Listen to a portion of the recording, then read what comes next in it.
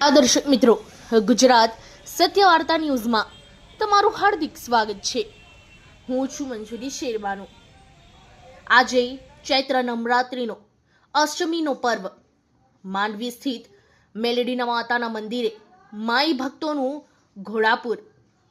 અષ્ટમી દિન નિમિત્તે હવનનું આયોજન। સનાતન ધર્મમાં ચૈત્ર નવરાત્રિનું ખૂબ જ મહત્વ રહેલું છે। ચૈત્ર સુદ આઠમનો પાવન પર્વ જ્યારે આજના દિવસથી ખૂબ મહત્વનો નવરાત્રિ દરમિયાન કરવામાં આવે છે, ત્યારે આ પાવન પર્વે વડોદરા શહેરના માંડવી સ્થિત મેલડી માતાના મંદિરે વહેલી સવારથી જ ભક્તો દર્શન કરવા માટે પહોંચ્યા હતા।